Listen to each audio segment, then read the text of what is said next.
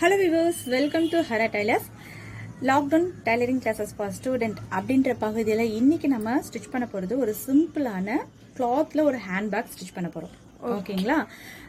நம்ம கமெண்ட் செக்ஷனில் ஒரு வியூவர்ஸ் வந்து பார்த்தீங்கன்னா ரொம்ப நாளாக வந்து காலேஜ் கொண்டு போகிற மாதிரி ஒரு ஹேண்ட்பேக் வேணும் அப்படின்னு சொல்லிட்டு கேட்டுட்டு இருந்தாங்க. ஓகேங்களா? எனக்கு வந்து ஒரு 2-3 நோட் புக் வைக்கிற மாதிரி சைஸஸில் வேணும் அப்படின்னு சொல்லி கேட்டிருந்தாங்க. இப்போ அதுக்காக தான் ரொம்ப சிம்பிளான ஹேண்ட்பேக் சீக்கிரமாகவே ஸ்டிச் பண்ணிடலாம். இதுக்கு தேவைப்படுற துணி என்ன அப்படின்னு பார்த்தீங்கன்னா ஒரு 1/2 மீட்டர் கிளாத் இருந்தால் போதும். ஓகேங்களா? இப்போ வந்து பார்த்தீங்கன்னா 1/2 மீட்டர் கிளாத்தாக இருந்தால் ஒரு நடுவில் ஒரு சின்ன ஒரு ஜாயிண்ட் மாதிரி போட வேண்டி வரும். இல்ல எனக்கு ஜாயிண்ட் வேணாம் அப்படின்னு நினைக்கிறாங்களா இருந்தா 1 மீட்டர் கிளாத் எடுத்து 2 ஹேண்ட்பேக் கூட ஸ்டிச் பண்ணிக்கலாம். ஓகேங்களா? இப்ப நான் வந்து பாத்தீங்கன்னா 1 மீட்டர் கிளாத் எடுத்து கரெக்டா அதை சென்டர்ல கட் பண்ணிட்டேன். ஜாயிண்ட் எல்லாம் வராம இருக்கணும் அப்படின்றதுனால சென்டர்ல கட் பண்ணிருக்கேன். இப்போ இந்த கிளாத்தோட அளவு என்ன, மெயின் பீஸோட அளவு என்ன அப்படின்னு பாத்தீங்கன்னா 40 இன்ச் நீளம், 16 இன்ச் அகலம். ஓகேங்களா? இது ஏற்கனவே கட் பண்ணி வச்சிருக்கேன். 40 இன்ச்சு 16 இன்ச்சுன்ட்டு. இப்போ வந்து பாத்தீங்கன்னா இந்த அகலம் வந்து 16. ஓகேங்களா? இந்த நீளம் வந்து பாத்தீங்கன்னா 40 இன்ச் நீளம். இப்போ இதே அளவுக்கு உள்ள லைனிங் கொடுக்க போறோம். இப்போ இந்த கிளாத்ல தான் நான் லைனிங் கொடுக்க போறேன். உள்ள அதே அளவுக்கு எடுத்திருக்கேன். சரிங்களா? இப்போ இதுல என்ன பண்ணணும் அப்படின்னு பாத்தீங்கன்னா இதை வந்து ரைட் அண்ட் ராங் சைட் பார்க்கணும். இது வந்து நல்ல பக்கம். ஓகேங்களா? இந்த நல்ல பக்கத்துக்கு மேல லைனிங் இப்படி போட்டுடணும். போட்டுட்டு கரெக்டா இப்ப இந்த 4 சைடு வருது இல்லையா, 2 நீளம் அகலம் சொல்லிட்டு 4 சைடு வருது இல்லையா, இப்ப இது என்ன பண்ணணும்னா பாருங்க, இப்ப இதுல இருந்து இப்படி தச்சிட்டே வரணும். தச்சிட்டே வந்து திருப்பி இப்படி இந்த சைடு, அதே மாதிரி இந்த சைடும் தச்சுக்கிட்டே வரும்போது ஒரு சின்ன இடத்துல மட்டும் ஒரு 3 இல்ல 4 இன்ச்சுக்கு மட்டும் கேப் விட்டுட்டு மீதி 4 பக்கமும் நம்ம ஸ்டிச் பண்ணிடணும்.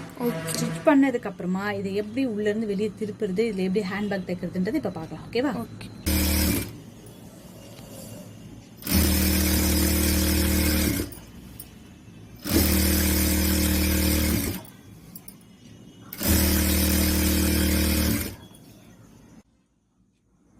நாலு பக்கமும் ஸ்டிச் பண்ணிட்டோம். இப்போ பார்த்தீங்கன்னா பாருங்க, இந்த இடம் ஒரு மட்டும்தான் கேப் விட்டுருக்கோம். ஓகேங்களா? இப்போ இது உள்ள இருந்து வெளியே இந்த துணியை எடுத்துடலாம்.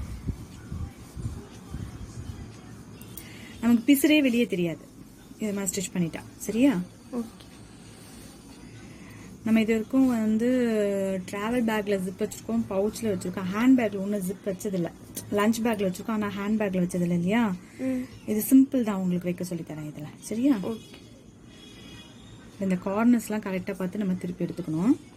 உள்ள இருந்து வெளியே திருப்பிட்டோம். 4 கார்னர்ஸ் வந்துருச்சா. இப்போ இது வந்து ஓப்பன். இந்த கேப் இது இப்படி இருக்கட்டும். இது இப்படி நம்ம தையல் போடும்போது இப்போ என்ன பண்ணுவோம்னா இந்த 4 பக்கமும் ஓரமா தையல் போடும்போது இந்த கேப் நமக்கு மறைஞ்சிரும். இப்போ முதல்ல 4 பக்கமும் ஓரமா தையல் போட்டுடலாமா? போட்டுக்கலாம்.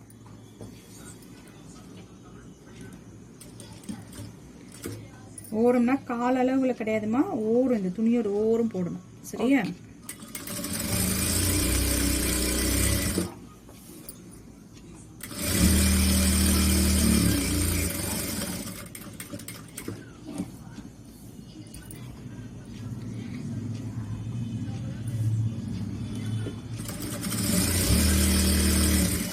நாலு பக்கமும் தச்சிட்டோம்.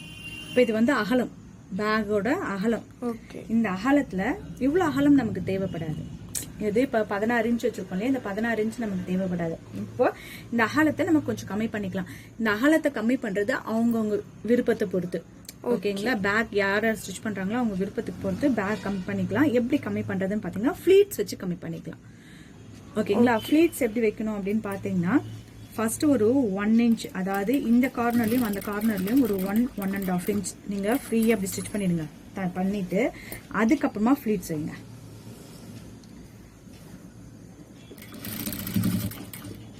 நான் இப்ப இதுல ஒரு 5 ஃபிளீட்ஸ் வைக்க போறேன். சரியா? ஓகே. இந்த பக்கம் எந்த அளவுல நம்ம வைக்கிறோமோ அதே மாதிரி தான் இதோட ஆப்போசிட் அந்த சைடு அகலம் இருக்கு இல்லையா, அதில் வைக்கணும். ஓகேவா? ஓகே.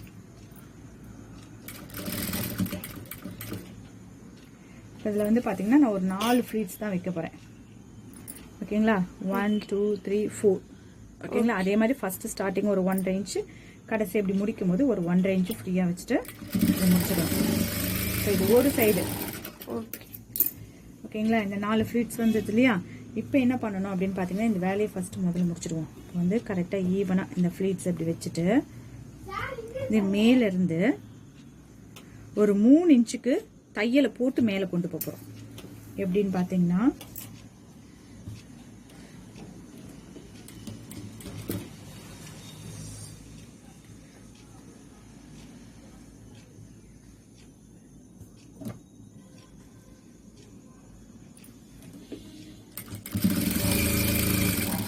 ஒரு 3 இன்ச்சுக்கு இப்படி கொண்டு வந்துட்டு திரும்பவும் திருப்பி இதே மாதிரி ஒவ்வொரு ஃப்ளீட்ஸுக்கும் தையல் பிடிக்க போகிறோம். இப்போ இதை ஸ்டிச் பண்ணோம் இல்லையா, அதே மாதிரி அடுத்த முனையும் ஸ்டிச் பண்ணிட்டோம். இதோட 2 அகலமும் கரெக்டாக இருக்கா அப்படின்றத செக் பண்ணிக்கணும். அப்போ தான் ஜிப் வைக்கும்போது ஈஸியாக இருக்கும். 2 முனையும் சரியா இருக்கா, 2 சைடும். இப்போ இதுக்கு முதல்ல ஹேண்டில் வச்சிடணும். இப்போ ஹேண்டிலுக்கான அளவு என்ன அப்படின்னு பார்த்தீங்கன்னா, இப்போ நம்ம கிளாத்லேயே தானே வைக்கிறோம், அதனால அது கொஞ்சம் ஸ்ட்ராங்காக இருக்கணும். ஓகேங்களா. அதனால இந்த அகலம் வந்து 5 இன்ச் எடுத்திருக்கேன். நீளம் நம்ம விருப்பம் போல். இப்போ எப்படி நான் வந்து பேக்கோட அகலம் வந்து ஃப்ளீட்ஸ் வைக்கிறதுக்கு எவ்வளோ வேணுமோ நம்ம இஷ்டம் அப்படின்னு சொன்னோன்னா, அதே மாதிரி இந்த ஹேண்டிலும் நீங்கள் எது மாதிரி ஹேண்டில் வேணும், நீங்கள் கையில் பிடிச்சிட்டு போகிற மாதிரி எல்லாம் கையில் மாட்டிக்கிற மாதிரி அப்படின்றத நீங்கள் தான் டிசைட் பண்ணிக்கணும். ஓகேங்களா. இப்போ இதில் வந்து பார்த்தீங்கன்னா அகலம் 5 இன்ச் எடுத்திருக்கேன். இப்போ இதில் என்ன பண்ண போகிறேன்னா, நார்மல் நம்ம நாடா தைப்போம் இல்லையா, அதே மாதிரி உள்ள நல்லா மடிச்சுட்டு இதையும் இப்படி நல்லா மடிச்சுட்டு இதையும் ஒரு மடிப்பு. இப்போ வந்து பார்த்தீங்கன்னா மொத்தம் ஒரு 6 துணி உள்ளே போகிற மாதிரி இருக்கா. இப்போ இது ஸ்ட்ரென்த்தாக இருக்கும். இப்போ வந்து 2 சைடும் ஒரு தையல் போட்டுருக்கோம். ரெடி பண்ணிடலாமே. ஹேண்டில் ஹேண்டில் ஸ்டிச் பண்ணிட்டோம். இப்போ வந்து சென்டர் மார்க் பண்ணிட்டு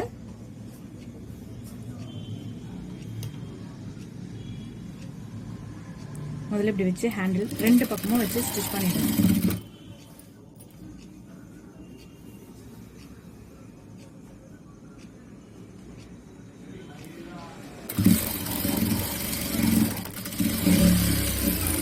ஸ்டிச் பண்ணி முடிச்ச உடனே இதோட அகலம் எவ்வளோ இருக்கோ அந்த அளவுக்கு ஜிப் எடுத்துக்கணும்.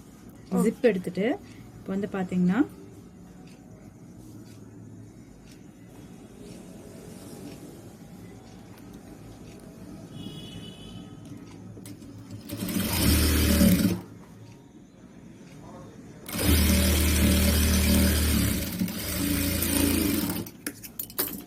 இப்போ இது திருப்பும் பொழுது உங்களுக்கு ஹேண்டில் வந்து இப்படி மேலே வந்துடும். ஓகேங்களா. இப்போ அடுத்த ஜிப் நீங்கள் இது பண்ணும்பொழுது இந்த இதுக்கு இல்லையா, இப்படி ஆப்போசிட்ல வச்சுட்டு இப்படி ஆப்போசிட்ல இப்படி வச்சுட்டு இப்படி தையல் போட்டிங்கன்னா உங்களுக்கு ஜிப்பு தச்சிடுவோம். தச்சதுக்கு அப்புறமா ரன்னர் போட்டுக்கலாம். ஓகேங்களா. ரன்னர் வச்சு தைக்கும்போது உங்களுக்கு ஒரு சில டைம்ல நார்மல் ஃபுட் வச்சு தைக்கும்போது இடிப்படும். அதனால ரன்னர் வந்து தச்சதுக்கு அப்புறமா போட்டுக்கலாம். ஓகே. ஃப்ரண்ட்ல திருப்பிட்டு ரன்னர் போட்டாச்சு. ஓகேங்களா. நமக்கு பாதி வேலை முடிஞ்சிருச்சு. இப்போ என்ன பண்ண போறோம் அப்படின்னு பார்த்தீங்கன்னா, ஹேண்ட் பேக்னு சொன்னீங்க, இது என்ன இவ்வளோ லென்த்தாக இருக்கு? இவ்வளோ லென்த்தாக இருக்கு அப்படின்னு பார்க்குறியா. இப்போ அது சின்னதாக்கலாம். இப்போ என்ன பண்ணணும்னா, இப்போ இதை உள்ள இருந்து இப்படி வெளியே திருப்பிடும். அப்பயே நினச்சி நீங்கள் இந்த கேள்வி கேட்பீங்க, ஹேண்ட் பேக்னு இவ்வளோ நீட்டாக இருக்கு என்ன பண்ணணும் அப்படின்ட்டு. ஓகே. இப்போ இதை உள்ள திருப்பிட்டு ஈவனாக வச்சுருங்க. ஈவனாக இது மாதிரி வச்சுட்டு இப்போ என்ன பண்ணணும்னா, கரெக்டாக ஒரு 1/4 அளவுக்கு அதே மாதிரி இந்த சைடும் 2 தையல் போட்டுடணும். ஓகேவா. போட்டுடலாமா. ஃபர்ஸ்ட் 2 தையல் போட்டதுக்கு அப்புறமா இதோட நீளத்தை எப்படி குறைக்கிறது அப்படின்றத உங்களுக்கு சொல்லித்தரேன்.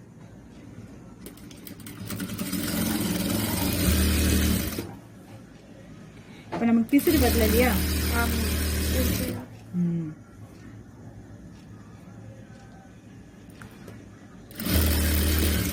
இப்போ 2 சைடு தச்சுட்டோம் இல்லையா. தச்சுட்டோம். இப்போ இது சென்டர்.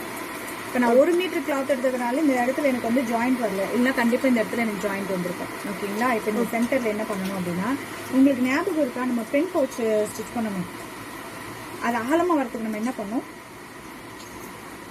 ஞாபகம் மறந்து போச்சு. அதோட கார்னர்ல 1க்கு 1ன்னு சொல்லிட்டு கட் பண்ணிட்டு ஸ்டிச் பண்ணணும். ஞாபகம் சொன்னோடனே ஞாபகம் வரும். ஓகே. இப்போ வந்து என்ன பண்ணோம்னா, இந்த கார்னர் இருக்கு இல்லையா, நம்ம ஜாயிண்ட் போட்டோன்னா இதை இப்படி முக்கோணமா இப்படி மடிச்சிடணும். மடிச்சுட்டு 3 இன்ச் இதுல இருந்து இந்த முக்கோணம் வருது இல்லையா, இதுல இருந்து 3 இன்ச் ஒரு ஸ்கேல்ல மார்க் பண்ணிக்கலாம். ஓகேவா? அப்பதான் ஈஸியா இருக்கும். இங்க வச்சுட்டு கரெக்டா 3 இன்ச்சுக்கு இப்படி மார்க் பண்ணிட்டு ஃபர்ஸ்ட் இதுல ஒரு தையல் போட போறோம். இப்ப நம்ம மார்க் பண்ணோம் இல்லையா, இந்த இடத்த 2 தையல் போட்டுக்கணும். பென்சில் பவுச்ல நம்ம கட் பண்ணிட்டு ஸ்டிச் பண்ணுவோம். இத கட் பண்ணாம அப்படியே ஸ்டிச் பண்றோம். இதுல கட் பண்ணோம்னா திருப்பி பிசுறு வந்துரும் இல்லையா, பிசுறு வராம இருக்கணும்ன்றதுனால தானே இப்படி தச்சோம். கட் பண்ணா பிசுறு வந்துரும் இல்லையா. இப்ப இது இந்த சைடு எப்படி பண்ணமோ அதே மாதிரி இந்த ஆப்போசிட் சைடும் கரெக்டா இந்த முக்கோண பீஸ் எப்படி இப்படி ஓபன் பண்ணிட்டு இந்த கார்னர்ல இப்படி வச்சுட்டு இதையும் 3 இன்ச்சுக்கு மார்க் பண்ணி தச்சிருப்போம். ஓகேவா?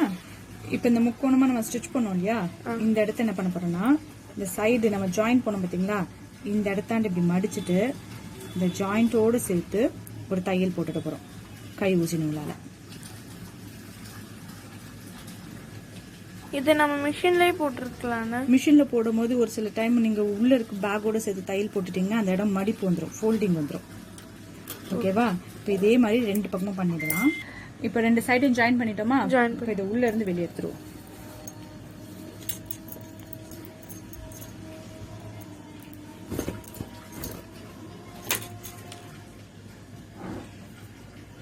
இந்த தச்சோம் இல்லையா, இந்த இடத்த கார்னர்ஸ் கொஞ்சம் நீட் பண்ணி விட்டுடணும்.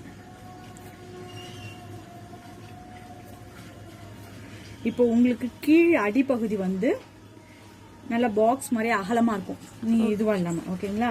இப்போ உங்களுக்கு ஹேண்ட்பேக் பார்க்க இப்படி இருக்கும். இப்போ வந்து ஜிப் ஹேண்டில் பாருங்க. இப்போ இதுக்கு நான் ஹேண்டில் நல்லா கொஞ்சம் பெருசா வச்சிருக்கேன். இப்போ வந்து ஜிப்